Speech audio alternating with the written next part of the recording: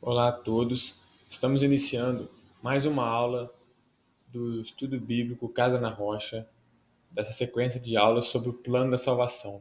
Hoje é a nossa 12ª aula, já foram mais de 12 aulas, mas na nossa divisão, né, seguindo a apostila disponibilizada, que pode ser acessada gratuitamente a todos que quiserem. Você pode também entrar no nosso grupo do WhatsApp, só me mandar uma mensagem ou falar comigo. Tem aí o site florescendopropósito.com, pode edificar e abençoar a sua vida. Tem o nosso Instagram também, a gente sempre coloca um conteúdo para edificar o seu coração, a sua vida, a sua intimidade com Deus. Então vamos para a aula de hoje. A aula é chamada A Plenitude dos Tempos. E nós vamos ler a palavra de Deus e buscar compreender as Escrituras de maneira conjunta. Todos nós, hoje a aula é gravada, mas essas aulas acontecem online todas as quartas-feiras às 9 horas. Você que quer participar, participe e seja edificado pela palavra de Deus. Então, começando, a aula de hoje ela vai tratar especificamente do que é a plenitude dos tempos. E quem assiste às aulas, quem tá participando, sabe que eu sempre vou interagir muito com você. Então, se você está assistindo essa aula, eu te convido a ir para um lugar tranquilo, em que você possa escutar, entender o que está sendo falado e interagir comigo, mesmo que esteja sendo gravada essa aula. É possível você interagir para que você possa assimilar mais a palavra de Deus. Então, vão ser uma sequência de aulas, mas essa primeira aula ela vai tratar especificamente mostrando o que é a plenitude dos tempos, sempre de acordo com a palavra de Deus, sempre buscando entender o que a palavra de Deus diz. Amém? Então, as outras aulas a gente vai falar um pouco sobre os judeus, sobre os gregos, sobre os romanos e a convergência das três culturas, né, envolvidas, tá? Mas é importante você pegar desde dessa aula, porque no final da aula tem uma tarefa que já vai introduzir a próxima aula, então é muito importante você estar aqui, você prestar atenção, você pegar a sua palavra de Deus, a palavra de Deus para você ler, beleza? E então, a plenitude dos tempos, gente, a gente vai começar vendo, então eu já queria dar esse conselho aí. Pega a sua Bíblia física, aquela Bíblia que você pode anotar, que você pode riscar, que você pode marcar, né? Você pode chamar a atenção para algum texto que você queira.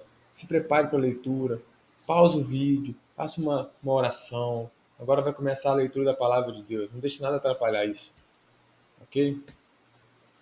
Então, queria começar dizendo, né? O que é a plenitude dos tempos? Você pensando aí, o que você pensando assim, sem ler o texto, sem nada de informação, o que é a plenitude dos tempos para você?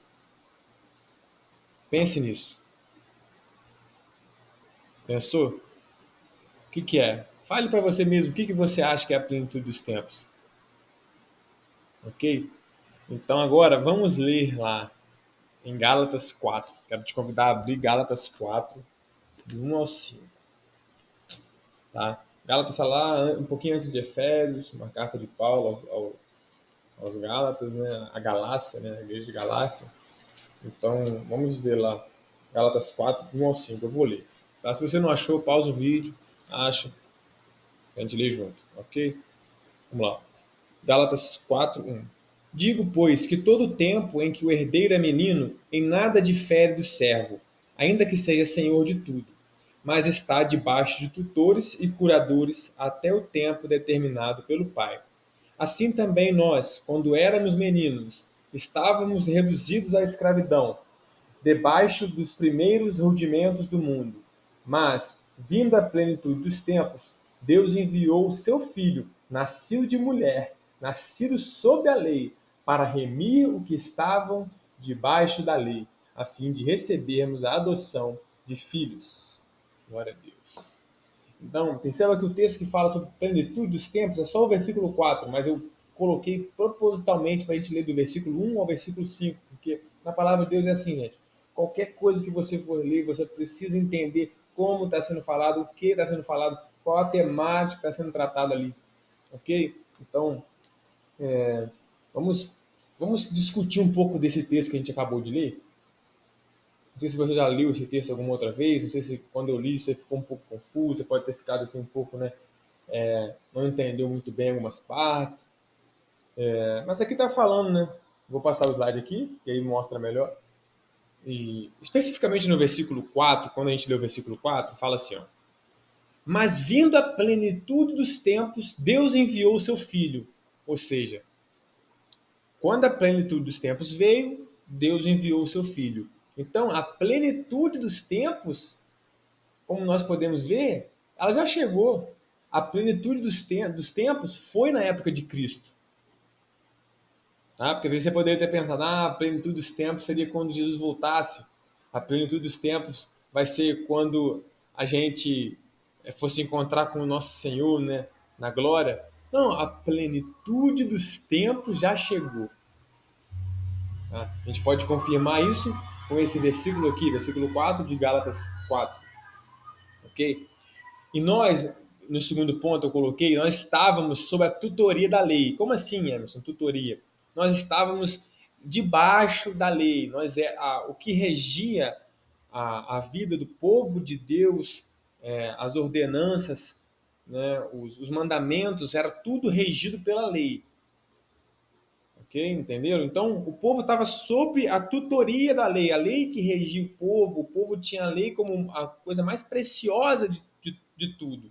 Não que isso fosse ruim, mas agora, chegando à plenitude dos tempos, nós já estamos debaixo de outra coisa, né?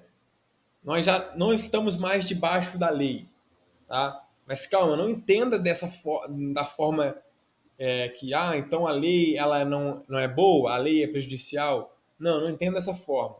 A gente vai ver por que você não pode entender dessa forma, ok? Só entenda assim, antes você era menino, como fala aqui, né? Como fala no começo do texto. Antes você era menino, agora você é homem, tá? Antes você era servo, agora você é filho.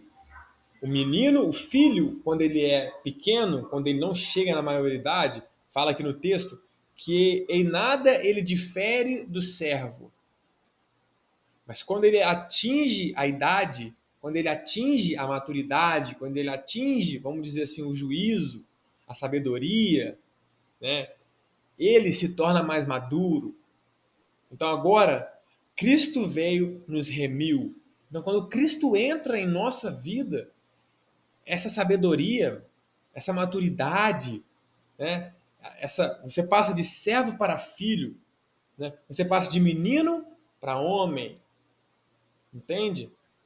Um homem que entende que não é porque a gente não está mais debaixo da lei que a lei não é boa. Um homem que entende, mas por que nós estamos debaixo de Cristo, debaixo da graça, debaixo da lei, debaixo do amor? Não da lei, desculpa, mas do amor. Nós vivemos para Deus. Nós vivemos para agradar o nosso Pai, por meio do nosso Espírito Santo. Amém?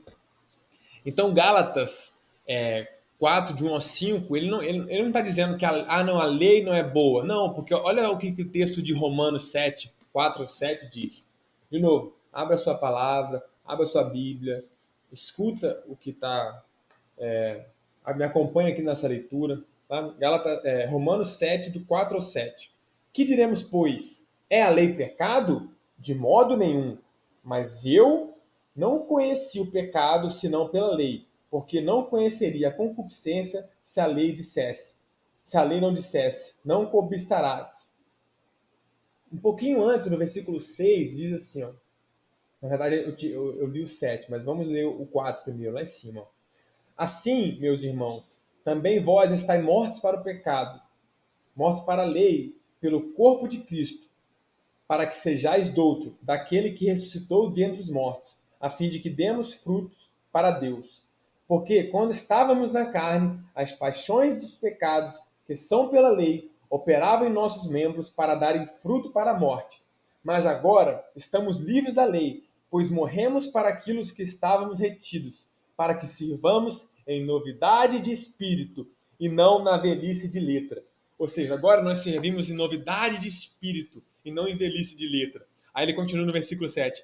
Que diremos, pois, é a lei pecado? De modo nenhum. A lei não é pecado. A lei, ela revela o caráter, ela revela a vontade de Deus, ela revela o que Deus quer para nós. Ela revela o que é pecado e o que não é. Então a lei, ela não é ruim, a lei é muito boa. Mas agora nós não estamos mais debaixo da lei. Não é por causa disso que a lei é ruim, que a lei é pecado, não. Ok? Entenderam? Essa é a maturidade que um homem precisa entender. Não mais menino, mas homem. Não mais servo, mas filho. Amém? Olha só, a lei revela o caráter de Deus. E aí eu queria introduzir também uma outra prova de que é chegada a plenitude dos tempos. Né? Vamos ver aí Efésios 1, versículo 10. Vamos ver o que está dizendo esse texto. Efésios está depois de Gálatas. Abre lá, Efésios 1, 10. Diz assim, ó. Esse texto é um texto muito bonito. Então leia do versículo 1 ao versículo 10. Eu vou ler só o versículo 10 aqui, mas leia tudo depois que terminar o vídeo, depois que terminar essa aula. Versículo 10. De tornar a congregar em Cristo todas as coisas na dispensação da plenitude dos tempos, tanto as que estão nos céus como as que estão na terra. Amém. Glória a Deus. Então, gente, aqui está falando da vontade de Deus, do propósito, do beneplácito, que Paulo usa essa palavra, beneplácito, né? Da vontade, do propósito do Senhor em tornarem congregar em Cristo todas as coisas. Então, em Cristo nós temos unidade, em Cristo nós temos uma comunhão em Cristo e com o nosso próximo, em Cristo. Em Cristo, nós estamos em Cristo com essa comunhão, em congregando em Cristo todas as coisas. Amém? Aí ele fala, né? Na dispensação da plenitude dos tempos, tanto as que estão no céu quanto as que estão na terra. E a gente pode lembrar da oração do Pai Nosso, né? Seja feita a tua vontade, assim na terra como no céu. Então, quando você está em Cristo, você quer a vontade de Deus para a sua vida, na terra como no céu. Amém? Deus abençoe. Então, nós temos também a profecia de Daniel 9, versículo 24 e 25. É um texto, assim, que muitas pessoas, né, às vezes, a gente mesmo acha, né, um texto mais um pouco complicado, né? Daniel está lá logo depois dos profetas maiores, né? Logo depois ali de Jeremias, na verdade depois de Ezequiel, né? Daniel 9, versículo 25, diz assim, ó, versículo 24 e 25. 70 semanas estão determinadas sobre o teu povo e sobre a tua santa cidade, para extinguir a transgressão e dar fins aos pecados, e expiar a iniquidade, e trazer a justiça eterna, e selar a visão e a profecia, e ungir o santo dos santos. Versículo 25. Sabe e entende, desde a saída da ordem para restaurar e para edificar Jerusalém, até o Messias, o príncipe, 7 semanas e 62 semanas, as ruas e as tranqueiras se reedificarão, mas em tempos angustiosos. Amém. Então, olha no versículo 24. Expiar a iniquidade, trazer a justiça eterna. O que isso nos lembra? Isso nos lembra a vida de Cristo. Isso nos lembra a vinda de Jesus. No versículo 25 ele explica ainda mais, né? Até o Messias, o príncipe, né? Aí ele coloca a questão das 70 semanas, né? No versículo 24 ele fala 70 semanas, e no 25 ele fala 7 semanas e 62 semanas. Isso dá um total de 69 semanas, né? E outra coisa que eu queria dizer, que eu queria comentar, é o significado da palavra semana e, na língua hebraica. Eu vou passar dois tópicos aqui, só para vocês entenderem. Olha só, semana quer dizer Shabua, né? Tem a tradução aí e a transliteração. E a semana, ela quer dizer o quê? Um período de 7 dias ou de 7 anos. E aqui a gente pode entender, vou mostrar um gráfico para vocês, que o Daniel está falando de 7 anos. Então, cada semana aqui tem 7 anos. Então, se são 69 semanas, são 69 vezes 7 anos. Tá? Então você pode fazer esse cálculo aí. Vamos fazer o cálculo aqui, ver quantos que dá para a gente ter essa noção. Ó, porque são 69 vezes 7. Dá 483 anos. Porque são 7 semanas mais 62. Dá 69. Né? E aí eu peguei um gráfico aqui do Vai na Bíblia, que é até um e-book que eles têm, que explica de Gênesis e Apocalipse. E aí ele fala, né, no versículo 24, ele fala assim, ó, versículo 25, né? Desde a saída da ordem para restaurar e para edificar Jerusalém. Depois que o povo volta do cativeiro, quando o povo volta para o cativeiro, né? A gente tem lá a ordem que foi dada para Esdras ir reconstruir o templo, depois para Neemias ir para reconstruir as muralhas. Então, depois dessa ordem, né, ele fala, depois dessa ordem, 7 semanas e 62 semanas, que dá um total de 483 anos. Tá? E essa última semana que fica sobrando, eu não vou falar muito dela aqui, mas ela ainda, pelas teorias que existem, né, pelos os estudiosos, todas as interpretações que a gente tem, é um estudo mais aprofundado, mas essa última semana ela ainda, tudo indica que ela ainda não aconteceu, que ela ainda vai acontecer. Tá? Mas aqui não é tão importante para a gente agora isso, porque olha só, o que eu quero chamar a atenção aqui, olha só, já foram 69 semanas. Por quê? 69 semanas, 483 anos até Cristo. Então já está na plenitude dos tempos. A maioria do tempo já foi, então já é a plenitude dos tempos. Né? Então, basicamente era isso que eu queria colocar para vocês, gente. Não vai ser muito uma aula, não vai ser muito grande a aula, já terminando, né? E aí, nas próximas aulas, a gente vai falar como que era a cultura do povo na época em que Jesus veio. Os gregos, os judeus, os romanos, né? Como essa cultura influenciou na propagação dessa mensagem, na propagação do reino de Cristo, da dispensação, né? Que é falada aqui em Efésios, na dispensação da plenitude dos tempos, em como que Deus ele desejou congregar em Cristo todas as coisas, né, segundo a sua vontade. Né? Isso é maravilhoso. A gente vai ver como que a cultura daquela época influenciou positivamente na propagação do Evangelho. Né? E pensando nisso, eu tenho duas tarefas para vocês fazerem, gente. Eu sempre coloco as tarefas, né, antes da aula acontecer. E a primeira tarefa, eu queria que vocês pesquisassem, gente, em que ano aproximadamente Jesus nasceu, tá? E quais as evidências disso? Então, traga aproximadamente, se você não quiser trazer o ano específico, traga assim um período, né? Um período assim bem certo assim que Jesus nasceu. E quais as evidências de ter sido nesse ano?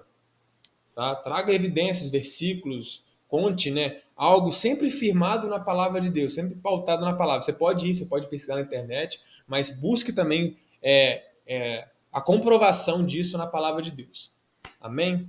E a tarefa 2, pesquise sobre como era a cultura grega na época em que Jesus nasceu.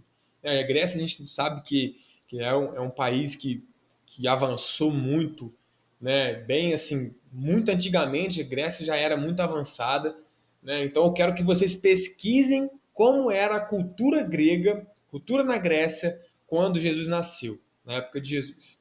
Ok? Essas são as duas tarefas. Eu vou mandar essas tarefas no grupo, mandar esse print dessa tela, tá? E então, e aí a próxima aula, gente, ela vai ser quarta-feira que vem, dia 8/11, às 21 horas, pelo Google Meet, como a gente sempre faz, ok? Espero vocês lá, que Deus te abençoe, te fortaleça, bons estudos. Vou estar fazendo uma oração para terminar, amém? Senhor Deus, meu Pai, obrigado pela Tua lei, pela Tua palavra, por essa aula maravilhosa. A Tua palavra foi lida, Pai. Obrigado por tudo, Senhor. Até aqui nos ajudou o Senhor. É a oração que te fazemos, Pai. Abençoa, Pai. Obrigado por tudo, Senhor. Que tenhamos, Senhor, uma ótima semana, esses estudos da palavra que possa também edificar cada um que estiver lendo, que estiver vendo as aulas, que estiver assistindo, que fortaleça também, Pai. Em nome do Senhor Jesus. Amém, Pai. Amém. Glória a Deus. Deus te abençoe e te guarde, e espero que você, fazendo as tarefas aqui, né? Espero que você compreenda um pouco mais da palavra do Senhor e busque cada vez mais que cresça em amor, em graça, em sabedoria e em conhecimento de Cristo. Amém? Deus te abençoe. Te espero na próxima aula.